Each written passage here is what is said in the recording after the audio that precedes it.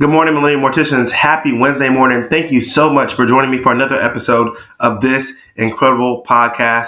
I am so glad to be with you all today. I know you could have been anywhere else, but you decided to join us. I hope you're ready for today's episode. I got an exciting topic and an exciting title to follow behind it. The title of today's episode is called Blooming Beyond the Grave. Blooming Beyond the Grave. I got the title from today's episode. Well, when you go to cemeteries and you see those beautiful flowers that maybe the family's placed or the cemetery's placed or the funeral home's placed in your honor, especially around this time of year when things are starting to heat up and warm up outside, um, you can see that headstone or that monument there.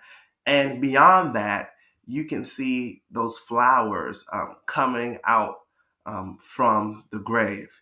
And so I found a way to integrate that lesson and that theory into funeral services as a whole and the industry that we are and what we're expected to do and how we're expected to operate.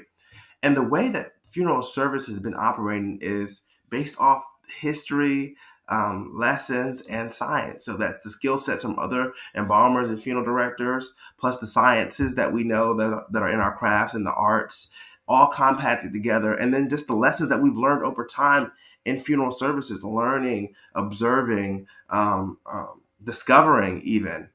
And I found that it's interesting that in the deceased being in the ground and all that, it's incredible how things are still able to come from that and blossom from that. And I think funeral homes need to get more serious about finding ways to blossom their brand and their funeral home through integration, through technology, through innovation, through leadership. I think this industry has been so focused on hardcore management instead of birthing leaders. There's some great funeral home corporations out there that are doing some incredible things, refining funeral services in a sweet way. And same for some mom and pop funeral homes, refining funeral services in such a beautiful way that there's now an opportunity, there's now avenues for you to do that even deeper and even more.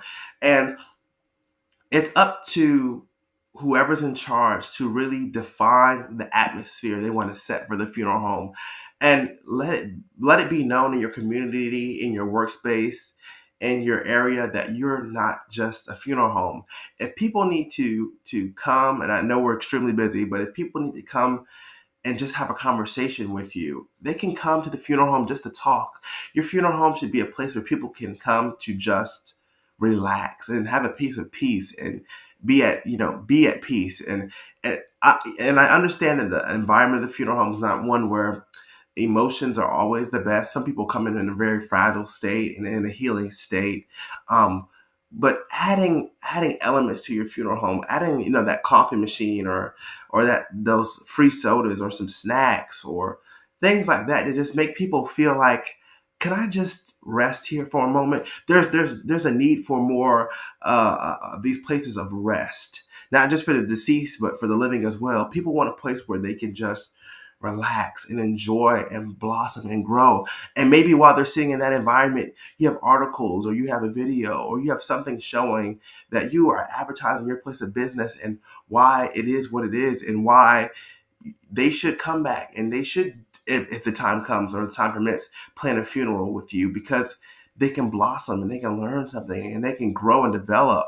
Even though it's going to be an emotional time and a very hard time, you offer services that can complement that. You're constantly checking back in with families, which is something that we need to get back on top of as funeral directors, morticians, and funeral home owners, constantly checking on the people who have already passed. I think in our brains, we always quantify or equal up to, hey, when the person is deceased, we buried them. We did our part, handling them what we needed to hand them. It's over. The service is over. I'm moving on to the next family, and that care afterwards is going to show in the long run who's willing to take the extra time to put out the extra product, to put out the extra effort to care for people longer periods of time. Because as you can see, needs are growing, so care has to grow too, and care has to match that. Because all in all, my goal, my gift, our gift is to see people blossom, to grow, to be able to get past that death, that dark place in their life, the hardest thing one can go through, and to birth it into something beautiful and something that's powerful and magical, for a family to say they came out and they healed. It's still hard, but they healed. Well, I'm your host, Jaden, folks. This is the Millennial Mortician Podcast, a podcast that engraves. Remember, this week we're blooming beyond the grave. We're growing in ways. We're taking what was dead and we are growing through it and finding ways to make that thing better, bring it back to life. Maybe you just need a little bit of sunlight. Maybe you need a little bit of water. I hope you guys have a blessed week. Stay happy, stay smiling, love on people. They need it. See you guys on the next one. Looking forward to it.